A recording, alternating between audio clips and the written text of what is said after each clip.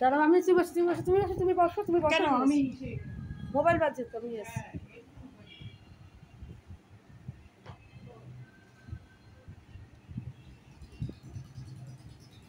বাহাতে জোর আসছে একটু একটু।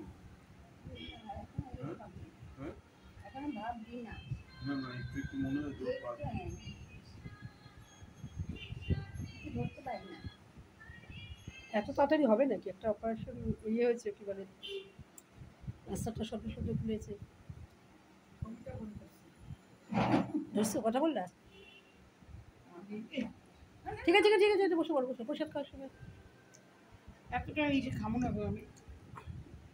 আরে একটুখানি আছে, পাও না, অনেকটা, অনেক। আর তো কিছু না, এটা এইটুকুই। নিজে যে গেলে কত কিছু চাপায় চাপায় খাওয়াও।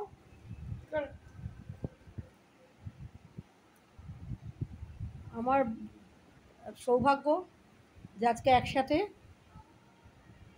আমার কর্তামশাই আজকে আসাম থেকে ফিরেছে 15 দিন বাদে।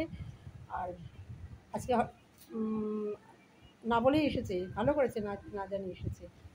কিন্তু হঠাৎ আসাতে আমি আর কিছু আয়োজন করতে পারিনি। বন্ধুরা দেখো, আমার মা আর এই এক মাতাজি, এও আমার মা। ইনি মানে মায়ের মতো স্নেহ দিয়ে, ভালোবাসা দিয়ে, আদর দিয়ে আমাকে অনেক করেছে। ভক্তিপাঠে আমাকে অনেক কিছু শিখিয়েছে। অনেক অবদান আমার জীবনে ওনার। আর আমার মেয়েদের জন্য তো প্রচুর করেছে, প্রচুর। কোথাও গেলে মেয়েদের জন্য কিছু আনা, খাবার, ভালো ভালো খাবার করে পাঠানো, খুব খুব আমার মেয়েদের জন্য প্রচুর করেছেন। রানী মাত্রা একটু তাকাও, তোমার কথা বলছি।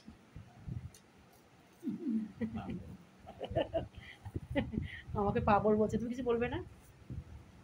বলে সত্যি কি করে স্বীকার করি, বাঘের খাঁচায় পড়ে গেছি। মা তুমি কিছু বলবে?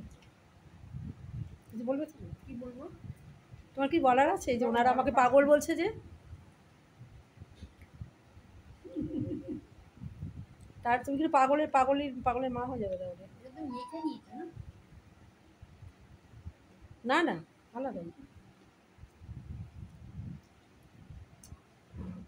কারণ নন্টন কিছু লাগবে? আচ্ছা চাটনি করলে ভালো। চাটনি করলে ভালো তো। চাটনি মা কোথা থেকে? এই ছোট ছোট। আচ্ছা আনছি।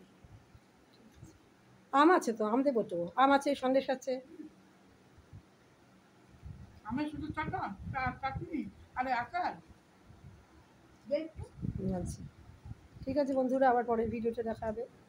রাধে রাধে। সবাই একটু রাধে রাধে বলে দাও। ডলি মাতা রাধে রাধে রাধে। রাধে রাধে।